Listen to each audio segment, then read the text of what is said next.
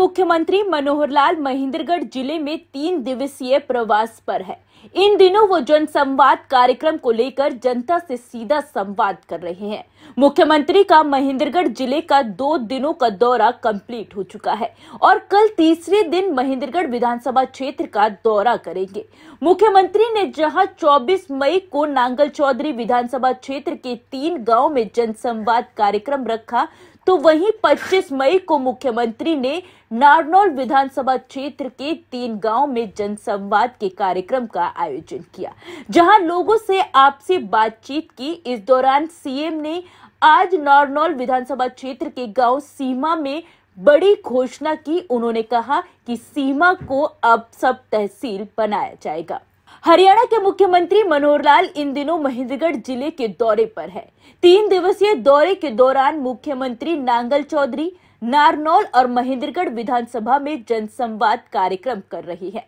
मुख्यमंत्री ने 2 दिनों में नारनौल और नांगल चौधरी विधानसभा के 3 गांव पूरे कर लिए हैं। आज उन्होंने नारनौल विधानसभा क्षेत्र के 3 गांव में जनसंवाद कार्यक्रम रखा। सीमा गांव में कार्यक्रम के दौरान लोगों की जन समस्याएं सुनी और उनका मौके पर ही समाधान भी किया। इस दौरान मुख्यमंत्री ने पत्रकारों से बातचीत करते हुए घोषणा की कि सीमा को उप तहसील का दर्जा दे दिया गया है। साथ ही मुख्यमंत्री ने ओवरलोड और अवैध माइनिंग को लेकर भी बयान दिया।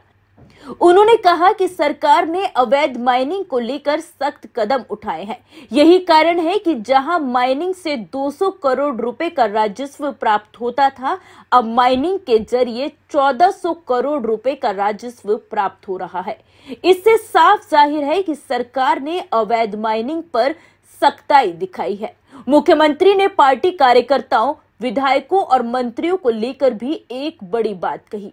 उन्होंने कहा कि जनसंवाद कार्यक्रम के दौरान पार्टी ने निर्णय लिया है कि जिस विधानसभा क्षेत्र में कार्यक्रम है, उसी विधानसभा क्षेत्र के विधायक और नेता कार्यक्रम में शामिल होंगे, जबकि अन्य विधानसभा क्षेत्र के नेता और विधायक अपने कार्यक्रमों की तैयारी करेंगे।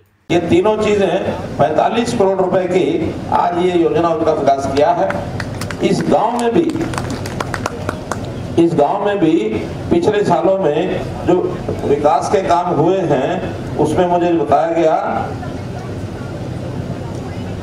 2,91,00,000 यानी लगभग 3 करोड़ रुपए का काम इस अकेले गांव में और ये सरकारी पैसों से हुआ है। तो काम कोई भी आपका आएगा, उसको हम हमेशा कराने के लिए तैयार हैं। गांव को फंड अब अलग से आते हैं।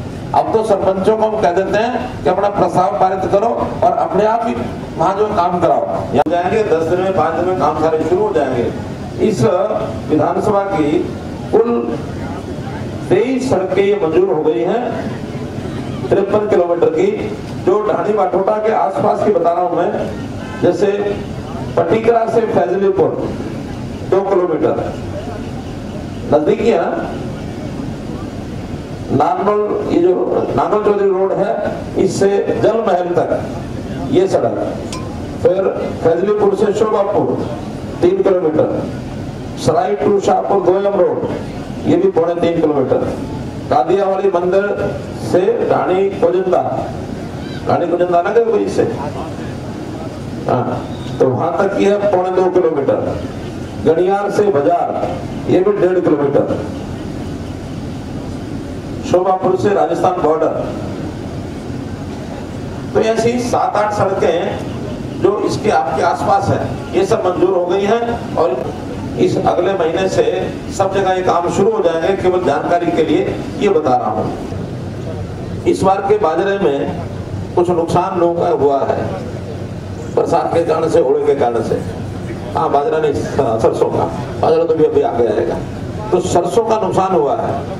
उस सरसों के नुकसान की भरपाई अगले 3 दिन के अंदर आप लोगों का उसका सारा मुआवजा जो है वो आ जाएगा। और एक बात, क्योंकि सरसों यहाँ ज्यादा होती है, इसलिए पूरे हरियाणा में सबसे ज्यादा मुआवजा जो है वो महेंद्रगढ़ जिले को ही मिल रहा है।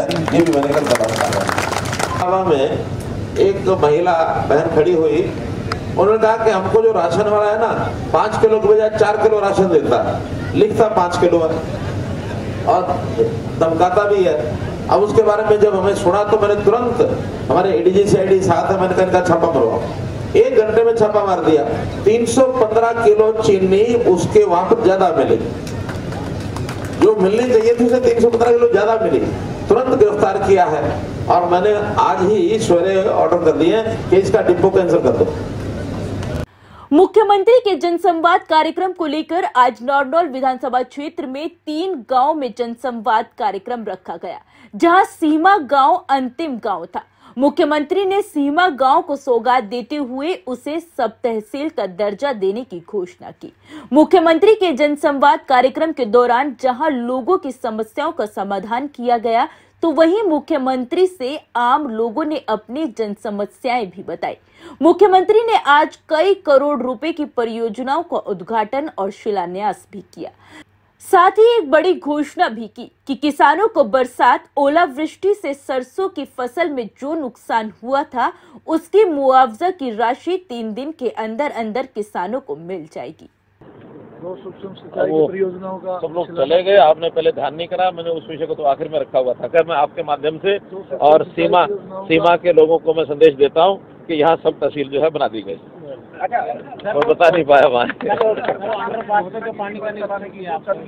बहुत कुछ लगा है। हमने उसका ई रवन्ना का जो सिस्टम जब से लागू किया, उसके कारण से यानी चोरी जो है बहुत कम हो गई है। और वो संकेत इस बात का कि हमारा जो रेवेन्यू बढ़ा है माइनिंग का रेवेन्यू, जब 2014 में हमने सरकार संभाली थी, उस समय साल का एवरेज 200 करोड़ रुपया था। ये डाटा आप उठा के देख ले।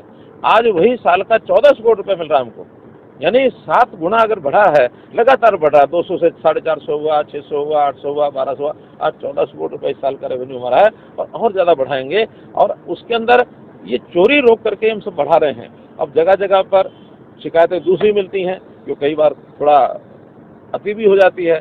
हमारे जो ट्रैक्टर्स हैं वो जो मिट्टी उठा के ले जाते हैं और उसमें से भी कहीं ना कहीं माइनिंग का विषय कहीं खड़ा हो जाता है गांव का, तो हमारे लोग उस पर धरपकड़ करते हैं।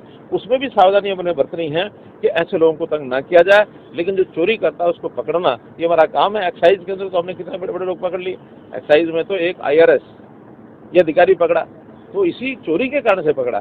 चोरी कहीं भी बर्दाश्त नहीं होगी और जो गड़बड़ कर रहे हैं उसको हम ठीक करें। ये अंतिम कार्यक्रम सीमा गांव में हुआ।